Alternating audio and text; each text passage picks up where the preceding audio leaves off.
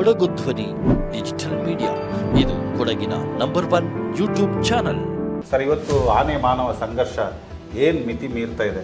ಎಲ್ಲ ಪ್ರಯತ್ನಗಳನ್ನ ಮಾಡ್ತಾ ಇದ್ರೆ ಯಾವುದು ಸಕ್ಸಸ್ ಆಗ್ತಿಲ್ಲ. ಕೊನೆ ಅನ್ನೋ ವಿಷಯನೇ ಇಲ್ವ ಸರ್ ನಮ್ಮಲ್ಲಿ? ಆನೆ ಮಾನವ ಸಂಘರ್ಷ ಅಥವಾ ವನ್ಯಪ್ರಾಣಿಗಳ ಸಂಘರ್ಷದಿಂದ ಇದು ಜನರೇ ಕಾನೂನನ್ನು ಕೈಗೊಳ್ಳುವಂಥ ಪರಿಸ್ಥಿತಿ ಬರ್ಬೋದಂತ ಎಲ್ಲ ಆಯ್ತಾ ಇದೆ. ಅಮಾಯಕರ ಜೀವ ಹೋಗ್ತಾನೆ ಇದೆ. ಈ ಒಂದು ಅಮಾಯಕ ಜೀವಕ್ಕೆ ಬೆಲೆನೇ ಇಲ್ವ ಅಂತ ಪಾಲ್ಪಣಿಗೆ ಏನಾದರೆ ಇವತ್ತು ಬೇಕಾದಷ್ಟು ಕಾನೂನು ಕ್ರಮ ಕೂಡ ನಮ್ಮ ಜನರ ಮೇಲೆ ಬರುವಂಥದ್ದಿದೆ. ಇದು ಒಂದು ರಾಜ್ಯ ಸರ್ಕಾರದ ಒಂದು ಜವಾಬ್ದಾರಿ ವಿಚಾರ, ಇದು ಕೇಂದ್ರದ ಇದು ಕೂಡ ಇದೆ. ನಮ್ಮ ಮಾನ್ಯ ಸಂಸದರು ಇದಕ್ಕೆ ಭಾಗಿಯಾಗಬೇಕು. ಇವತ್ತು ನಮಗೆ ಬೇಸರ ಆಗಿದೆ. ನಿನ್ನೆ ನಾವೆಲ್ಲ ಸೇರಿ ಜವಾಬ್ದಾರಿಯುತವಾಗಿ ನಿನ್ನೆ ಮಾತಾಡಿದ್ದಾರೆ. ನಮ್ಮ ವಿರೋಧ ಪಕ್ಷದಲ್ಲ ಇದ್ರು. ಇವತ್ತು ಬೆಳಿಗ್ಗೆ ಬಿಜೆಪಿ ರಾಜಕೀಯ ಮಾಡಲಿಕ್ಕೆ 100 ಇದೆ. ರಾಜಕೀಯ ಮಾಡಿದ್ರೆ ಅದು ನೆಗೆ ಪಡ್ಲಿಕ್ಕೆ ಆಗ್ತದೆ.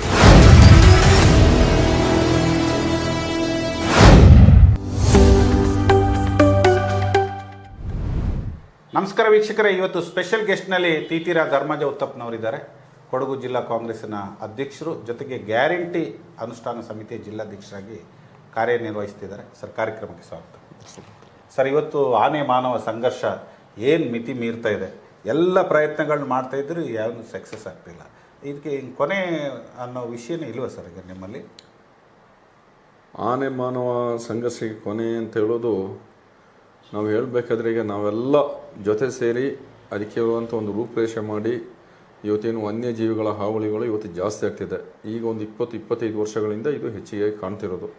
ಇದನ್ನು ತಡೆಗಟ್ಟಬೇಕಾದ್ರೆ ನಾವು ಅದಕ್ಕೆ ಒಂದು ಸರಿಯಾದ ಒಂದು ಕ್ರಮವನ್ನು ನಾವು ಆಗಲಿ, ಜನಪ್ರತಿನಿಧಿಗಳಾಗಲಿ ಅಥವಾ ಸಂಘ ಸಂಸ್ಥೆಗಳಾಗಲಿ, ನಮ್ಮ ಅಧಿಕಾರಿ ವರ್ಗ ಆಗಲಿ, ರಾಜ್ಯದ ಸಂಸದರುಗಳಾಗಲಿ, ಕೇಂದ್ರದ ಅಧಿಕಾರಿಗಳು ಎಲ್ಲ ಸೇರಿ ಅದಕ್ಕೆ ಒಂದು ಸರಿಯಾದ ಒಂದು ಹಾದಿಯನ್ನು ಕಂಡ್ರೆ ನಾವು ಇವತ್ತು ಆನೆ ಮಾನವ ಸಂಘರ್ಷ ಕೊನೆ ಮಾಡುವಂಥ ಸ್ಥಿತಿ ಬರ್ತದೆ. ಇದು ಯಾರೇ ಒಬ್ಬರಿಂದ, ಒಂದು ಸರ್ಕಾರದಿಂದ ಒಬ್ಬರಿಂದ ಆಗೋದಲ್ಲ. ಇವತ್ತು ಯಾಕೆಂದರೆ ಇವತ್ತು ಫಾರೆಸ್ಟ್, ಅರಣ್ಯ ಅಂತ ಹೇಳೋದು, ಇವತ್ತು ಎನ್ವೈರ್ಮೆಂಟ್ ಅಂತ ಹೇಳೋದು, ಇದು ದೇಶದ ಒಂದು ಸಂಪತ್ತು ಅಂತ ಹೇಳೋ ರೀತಿಯಲ್ಲಿ ದೇಶದಲ್ಲಿ ಕಾನೂನು ಕೂಡ ಇವತ್ತು ವೃದ್ಧಿಗೊಂಡಿದೆ. ಅದಕ್ಕೆ ಸರಿಯಾದ ಕಾನೂನಿಗೆ ಅನುಗುಣವಾಗಿ ನಾವು ಯಾವ ರೀತಿಯ ಒಂದು ವ್ಯವಸ್ಥೆಯನ್ನು ಕಂಡುಹಿಡ್ಕೊಂಡ್ರೆ ಮಾತ್ರ ಇದರ ಒಂದು ಸಂಘರ್ಷಕ್ಕೆ ಕೊನೆ ಅಂತ ಹೇಳ್ಬೋದು. ಸರ್, ಸರ್ಕಾರ ಜೊತೆಗೆ ನಿಮ್ಮದೇ ಸರ್ಕಾರ ಜೊತೆಗೆ 2 ಕ್ಷೇತ್ರದಲ್ಲೂ ಕೂಡ MLAಗಳು ಕೆಲಸ ಮಾಡ್ತಿದ್ದಾರೆ. ಈಗ ಸದ್ಯದ ಪರಿಸ್ಥಿತಿಯಲ್ಲಿ ಸರ್ಕಾರ ಯಾವ ರೀತಿ ಕ್ರಮ ತಗೊಂಡಿದೆ ಈ ವಿಷಯಕ್ಕೆ ಸಂಬಂಧಪಟ್ಟಾಗ? ಈಗ 15-20 ದಿವಸಗಳಿಂದ ನಾವು ನೋಡೋ ಭಾರಿ ಬೇಸರದ ವಿಷಯ, ಭಾರಿ ಶೋಚನೀಯ ಒಂದು ವಿಚಾರ. ಯಾಕೆಂದರೆ 4 ಕಡೆಗಳಲ್ಲಿ ಈ ಒಂದು ತಿಂಗಳಲ್ಲಿ ನಾವು ಈ ಥರದ ಒಂದು ದುರಂತವನ್ನು ಕಂಡಿದ್ದೀವಿ. ಪಾಪ ಬೆಟ್ಟತೂರಲ್ಲಿ ಒಂದು ವಿದ್ಯಾವಂತ ಸುಮಾರು 19 ವರ್ಷದ ಹುಡುಗಿ, 92% ಅಂಕಗಳು ತೆಗೆದ ಹುಡುಗಿ ಮೊನ್ನೆ ಆನೆ ದಾಳಿಗೆ ತುತ್ತಾಯಿತು. ಒಬ್ಬ ಗ್ರಾಮ ಪಂಚಾಯತಿಯ ಮಾಜಿ ಸದಸ್ಯ ಕೂಡ ಈಗಾಗಲೇ ಮೊನ್ನೆ ಸಿದ್ದಾಪುರ ಭಾಗದಲ್ಲೇ ಇದಾಯಿತು. ನಿನ್ನೆ ಒಬ್ಬರು ಚೌರಿರ ಒಬ್ಬ ಬೆಳೆಗಾರ ಅಂತ ಹೇಳೋರು ಕೂಡ ಇದಾಯಿತು. ಕೆಲವು ದಿವಸಗಳ ಹಿಂದೆ ಅಲ್ಲಿ ಸೋಮರಪೇಟೆ ಭಾಗದಲ್ಲಿ ಕೂಡ ಒಬ್ಬರು ಆಯಿತು. ಈ ತಿಂಗಳಲ್ಲಿ ಸುಮಾರು 4 ಇದಾಯಿತು. ಇದು ತುಂಬ ಜಾಸ್ತಿ ಆಯಿತು. ಎಲ್ಲೂ ಕೂಡ ಈ ಥರದ ಒಂದು ಸರಣಿಯ ಆದಂಥ ಇದು ಆಗ್ತೈತಿಲ್ಲ, ದುರಂತ ನಡೀತೈತಿಲ್ಲ ಆನೆ ಸಂಘರ್ಷದಲ್ಲಿ. ಇವತ್ತು ನಾವೆಲ್ಲ ಎಚ್ಚೆತ್ತುಕೊಳ್ಬೇಕಾಗ್ತದೆ. ಇದರಲ್ಲಿ 2 ವಿಚಾರಗಳಿದೆ. ಒಂದು, ಇವತ್ತು ಸೋಲಾರ್ ಬೇಲಿಗಳು, ದೊಡ್ಡ ಎಸ್ಟೇಟ್ಗಳು ಸೋಲಾರ್ ಬೇಲಿಗಳಾಗಿ ಆನೆಗಳ ಕಾರಿಡಾರ್, ಆನೆಗಳು ಹೋಗುವಂಥ ದಾರಿಗಳು ಇವತ್ತು ಬಂದಾಗ್ಬಿಟ್ಟಿದೆ.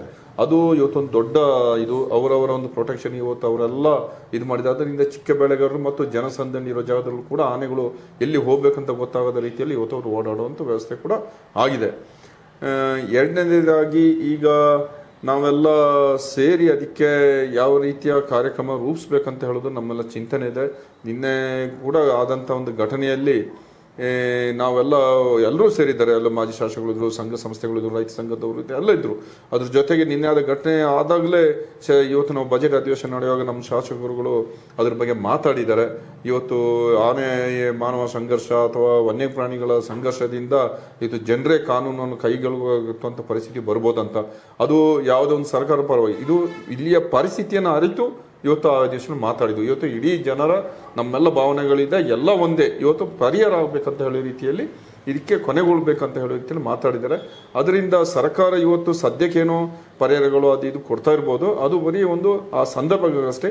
ಆದರೆ ಸರಿಯಾದ ಪರಿಹಾರ ಕ್ರಮಗಳು ಮಾಡಬೇಕು. ಮತ್ತು ಈಗಾಗಲೇ ನಿನ್ನೆ ನಡೆದ ಘಟನೆಯಲ್ಲಿ ಕೂಡ ಆನೆಯನ್ನು ಹಿಡಿಯುವಂಥ ಕೆಲಸಕ್ಕೆ ಈಗಾಗಲೇ ಅದಕ್ಕೆ ಚಾಲನೆ ಕೂಡ ಕೊಡಲಾಗಿದೆ. ನಿನ್ನೆ ಇಮಿಡಿಯೇಟು ಅರಣ್ಯ ಸುರಕ್ಷಾಧಿಕಾರಿಗಳು, ನಮ್ಮ ಮಾನ್ಯ ಶಾಸಕರಾದ ಎಸ್ ಪುರಣ್ಣವರು ಅದ್ರ ಬಗ್ಗೆ ಆಗಲೇ ಮಂತ್ರಿಗಳ ಜೊತೆ ಮಾತಾಡಿ ಅದಕ್ಕೆ ಇಮಿಡಿಯೇಟ್ ಅಷ್ಟು ಬೇಗ ಸಿಗೋದಿಲ್ಲ. ನಿನ್ನೆ ಇಮಿಡಿಯೇಟ್ ಆಗಿ ಅದಕ್ಕೆ ಒಂದು ಪರ್ಮಿಷನ್ ತಗೊಂಡು ಆನೆ ಹಿಡಿಯೋ ಕೆಲಸ ಆಗ್ತಿದೆ. ಮೋಸ್ಟ್ಲಿ ಇವತ್ತು ಅದು ಸಫಲ ಕೂಡ ಆಗ್ತದೆ ಅಂತ ಹೇಳುವಂಥ ಇದು ಕೂಡ ಇದೆ.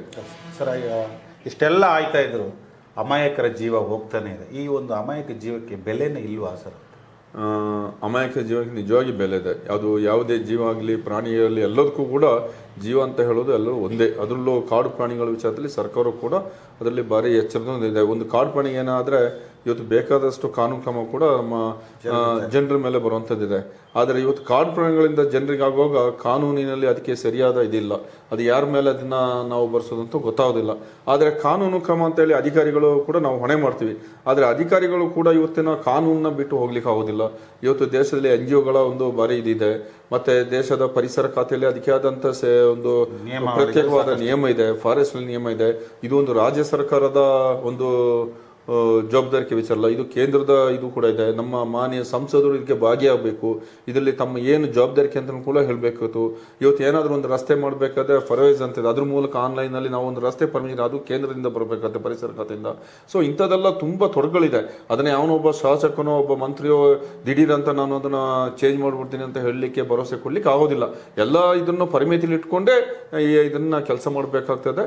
ಅದರಿಂದ ಆ ರೀತಿಯ ನಮ್ಮ ಕೆಲಸಗಳು ಮುಂದುವರಿಬೇಕು ಅಂತ ಹೇಳೋದನ್ನ ನಾನು ಹೇಳಲಿಕ್ಕೆ ಇಚ್ಛೆ. ಸರ್, ಈಗ ನಾಗರಿಕರು ಏನು ಮಾಡಬೇಕು ಅಂತೇಳಿ, ಯಾಕೆಂದರೆ ತೋಟದ ಕಾರ್ಮಿಕರಾಗಿರ್ಬೋದು, ಮಾಲೀಕರಾಗಿರ್ಬೋದು, ತೋಟಕ್ಕೆ ಹೋಗ್ತಾ ಇದ್ದಾರೆ, ಬರ್ತಾ ಇದ್ದಾರೆ. ಈ ಸಂದರ್ಭದಲ್ಲಿ ಮುಂಜಾನೆ ಸಂಜೆ ಅಂತೇಳಿ ಘಟನೆ ನಡೀತಾನೆ ಇದೆ. ಏನು ಮಾಡ್ಬೋದು ಅಂತ? ಅದೇ ತಾವು ಹೇಳಿದಾಗೆ ನಾಗರಿಕರದ್ದು ಇವತ್ತು ದೊಡ್ಡ ಜವಾಬ್ದಾರಿ ಇದೆ. ಅಂದರೆ ಇವತ್ತು ನಾಗರಿಕರೇ ಈ ಒಂದು ಪರಿಸ್ಥಿತಿ ಬರಲಿಕ್ಕೆ ನಾವು 20-25 ವರ್ಷಗಳಲ್ಲಿ ಇದು ಮೊದಲಿತ್ತಿಲ್ಲ. ಈಗ ಒಂದು 25 ವರ್ಷಗಳಲ್ಲಿ ಈ ಕಡೆ ನಾವು ಭಾರಿ ಇದನ್ನು ಕಾಣ್ತಿದ್ವಿ. ಒಂದು ಅವರ ಸಂತತಿ ಕೂಡ ಜಾಸ್ತಿ ಆಗಿರ್ಬೋದು. ಈ ಸಂದರ್ಭದಲ್ಲಿ ಇವತ್ತು ತೋಟಗಳಾಗಿದೆ, ಜೊತೆಗೆ ಫಾರೆಸ್ಟಲ್ಲೂ ಕೂಡ ಇವತ್ತು ಸರಿಯಾದ ಒಂದು ಆಹಾರದ ವ್ಯವಸ್ಥೆ ಇಲ್ಲ. ಅದಕ್ಕೆ ಕೆಲವಾರು ಜನ ಸಲಹೆ ಕೊಡ್ತಿದ್ದಾರೆ. ಅದರಲ್ಲೂ ಕೂಡ ಸರ್ಕಾರಗಳು ಎಡವಿದೆ.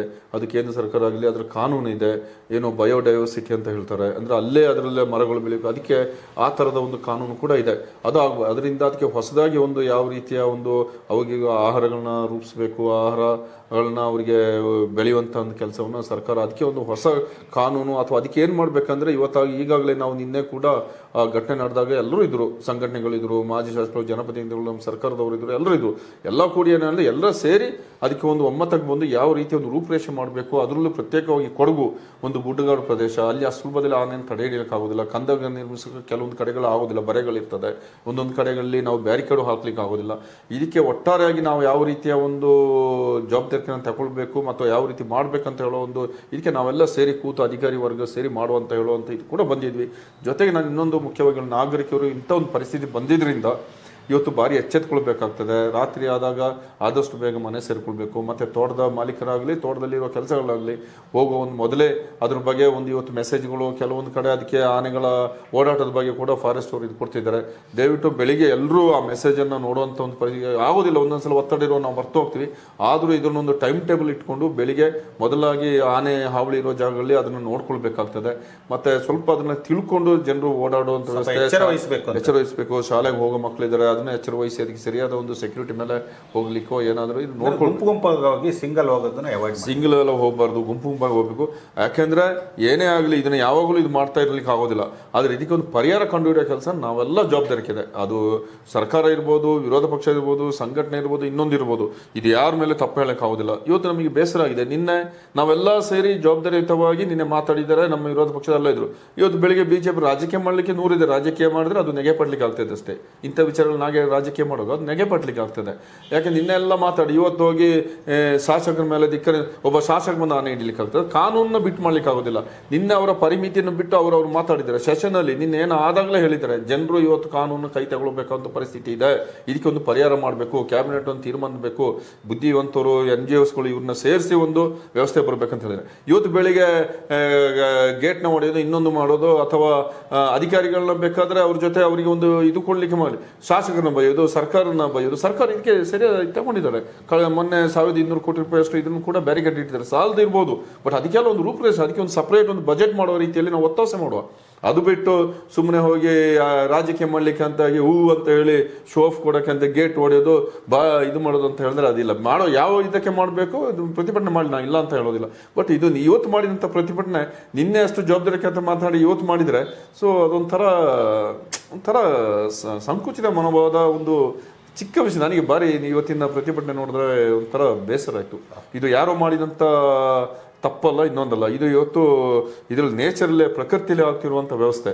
ಇದನ್ನು ತಡೆಗಟ್ಟಬೇಕು, ನಾವೆಲ್ಲ ಸೇರಿ ಮಾಡಬೇಕೇ ಹೊರತು ನಮ್ಮ ಈ ಥರದ ಧಿಕ್ಕಾರಗಳು ಪ್ರಯೋಜನ ಬರೋದಿಲ್ಲ. ಪ್ರಿಯ ವೀಕ್ಷಕರೇ, ಇವತ್ತು ಆನೆ ಮಾನವ ಸಂಘರ್ಷದಲ್ಲಿ ಒಂದು ದೊಡ್ಡ ರೀತಿಯ ಚರ್ಚೆಗಳು ನಡೀತಾ ಇದೆ. ಅಮಾಯಕ ಜೀವಗಳು ಕೂಡ ಬಲಿಯಾಗುತ್ತೆ. ಧರ್ಮಜ ಉತ್ತಪ್ಪನವ್ರು ಹೇಳೋದಷ್ಟೇ, ಇದೆಲ್ಲರೂ ಸೇರಿ ನಾವು ಈ ಒಂದು ಯೋಜನೆಯನ್ನು ಅನುಷ್ಠಾನಗೊಳಿಸಿದಾಗ ಎಲ್ಲರೂ ಕೂಡ ಕೈ ಜೋಡಿಸೋಣ. ಇದಕ್ಕೆ ಶಾಶ್ವತ ಪರಿಹಾರ ಕಂಡುಕೊಳ್ಳೋಕ್ಕೆ ಒಂದಷ್ಟು ಸಮಯ ಆಗ್ಬೋದು ಅಂತ. ತೋಟದ ಓನರ್ ಆಗಲಿ, ಕಾರ್ಮಿಕರಾಗಲಿ ತಮ್ಮ ತೋಟಗಳಿಗೆ ತೆರಳಾಗ ಒಂದಷ್ಟು ಮುಂಜಾಗ್ರತೆ ಕ್ರಮಗಳನ್ನು ತಗೊಂಡು ಆ ನಂತರ ತೆರಳಬೇಕು. ಇದರಿಂದ ಒಂದಷ್ಟು ಸಮಸ್ಯೆಗೆ ನಾವೇ ಪರಿಹಾರ ಕಂಡುಕೊಳ್ಬೇಕು ಅನ್ನೋ ಒಂದು ಸ್ಪಷ್ಟ ಸಂದೇಶನ ಕೊಟ್ಟಿದ್ದಾರೆ. ಈಗಾಗಲೇ ಏನು ನಿನ್ನೆ ನಡೆದ ಘಟನೆಗೆ ಕಾಡಾನೆಯನ್ನು ಹಿಡಿಯತಕ್ಕಂಥ ಪ್ರಯತ್ನಗಳು ಸಮರೋಪದಲ್ಲಿ ಸಾಗ್ತದೆ. ಎಲ್ಲರೂ ಕೂಡ ಈ ಒಂದು ನಮ್ಮ ಏನು ಆನೆ ಮಾನವ ಸಂಘರ್ಷವನ್ನು ತಡೆಗಟ್ಟಲಿಕ್ಕೆ ಪ್ರಾಮಾಣಿಕವಾಗಿ ಪ್ರಯತ್ನ ಮಾಡೋಣ. ಸರ್ಕಾರ ಮಾಡಲಿ, ಶಾಸಕರೇ ಮಾಡಲಿ, ಯಾರೇ ಮಾಡಲಿ, ಅಮಾಯಕರ ಜೀವಕ್ಕೆ ಬೆಲೆ ಸಿಗಬೇಕು. ಅಮೂಲ್ಯ ಜೀವನ ಉಳಿಸ್ತಕ್ಕಂಥ ದೊಡ್ಡ ಜವಾಬ್ದಾರಿ ನಮ್ಮ ಎಲ್ಲರ ಮೇಲಿದೆ ಅಂತ ಹೇಳ್ತಾ ವಿಶೇಷ ಕಾರ್ಯಕ್ರಮದಲ್ಲಿ ಅಭಿಪ್ರಾಯನ ಹಂಚಿಕೊಂಡ ಧರ್ಮಜ್ ಅವರಿಗೆ ಧನ್ಯವಾದ.